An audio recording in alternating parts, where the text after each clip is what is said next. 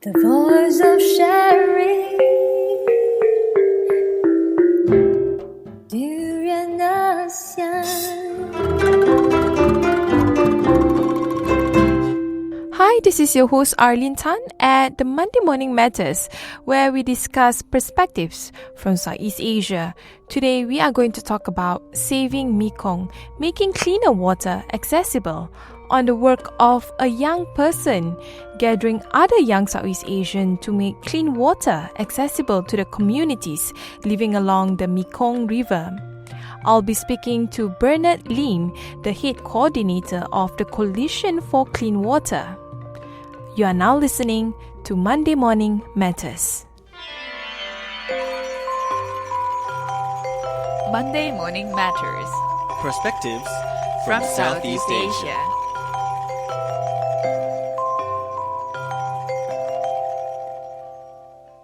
Hi, welcome back. This is Arlene and you are with me on Monday Morning Matters. Together with me is Bernard Lim, where he will discuss about making clean water accessible to the people who are in need, where he is proposing to install rainwater tanks all over the Mekong region. I have a question for you, Bernard. What made you realize that in order for them to be able to be self-sufficient, to be able to access to clean water is to install rainwater tanks?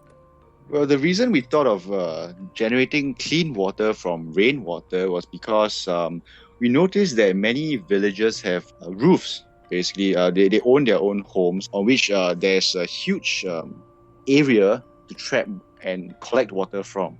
So we also found out that rainwater is actually relatively pure compared to groundwater, for example, or the municipal water supply, which if they had any. So we thought we decided to focus on rainwater. So we took a lift from the USA.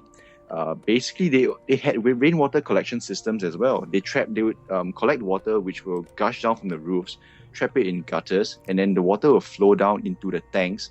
The water will be trapped in the tanks, and for the next months, they will not be short of water because they will have a ready supply of rainwater to tap on in case of emergencies. Mm-hmm. Right now, they don't use any rainwater harnessing system at all for the villages? Some do. For example, in Thailand, they will actually collect rainwater in huge clay jars. But the problem with this is that the water is not physically covered with anything at all. So, which is unfortunate because sediments from the air, from various disturbances by other villages will actually cause impurities to land inside the water. And also, there isn't an effective method of purification for this current users of rainwater generation systems. Mm-hmm. So we decided to change this. So Bernard, when it comes to the rainwater tanks, do you have any ideas on how are you going to implement it? There are many solutions actually currently on the internet, which is actually very simply sought. For example, first of all, there is this very simple and elegant solution by a Swedish inventor. It is actually a UV box. So what this does is that this box actually contains 10 liters of water, which actually, when placed under the sun, creates UV rays that kills all bacteria inside the water. It is an extremely cost-effective method of purification because even though the cost is actually $248 per piece, the returns on investment actually pays itself many times over. So the villager can actually afford to continue to purify water for many years after its purchase. Next, there is this biosand filter that we have sought from this organization called COST. What this consists of is a funnel with multiple layers of soil, clay, and other natural constructs to filter water. So how this works is that water is poured through the funnel, and the water goes through the multiple layers of soil to actually collect in the bottom. However, this method is actually very slow and can, very slow, and the amount of water collected can often be very little, unfortunately. Mm-hmm. So these are two major methods that we are considering. We have yet to decide which is more cost effective. I see. Anyway, let's move on to the next question about the people that will be benefiting from the Coalition for Clean Water project. Who is your target village that you will be implementing the project? We're actually going to implement this project in initially. Sorry, let me redo that again. We're actually going to debut in a small orphanage in northern Vietnam. It's called the Bin Lu Orphanage. It's located around, I think, 80 kilometers away from Hanoi. It actually has 20 orphans that are actually impoverished. The youngest is actually at 8.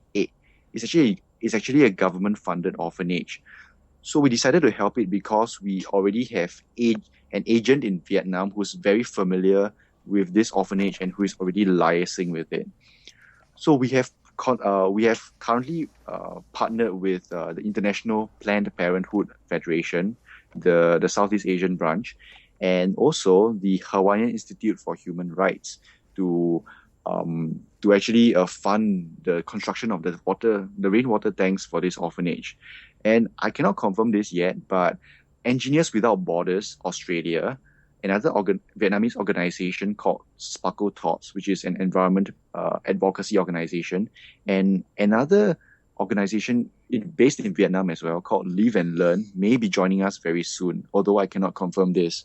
So all our combined funds will actually be used to construct rainwater tanks for the surrounding orphanages around Hanoi. Afterwards, right, if funds permit and if we raise if we raise more money, we'll actually diversify into Laos, we'll go into Cambodia as well, hopefully. So yeah, this is it. Hopefully we succeed. I see. And for the team that will be joining you guys, are they all from Southeast Asia? Yes, they are. Currently, the assistant head coordinator is actually a Vietnamese environment activist who's staying in Ho Chi Minh City. So she has been a really great help, by helping me with a lot of translation work. I mean, the government report was translated. The government report from the orphanage was translated into English by her, and she has been a really great help in liaising with the orphanage as well. So, I think she's going to leave for her masters in America soon. But till then, we'll still work together on this project, and we will continue to help the poor and impoverished villages of Vietnam. Mm-hmm. Anyway, we will move on to the third segment of the discussion later on. Stay tuned. You're now listening to DurianASEAN, the voice of discovery and sharing.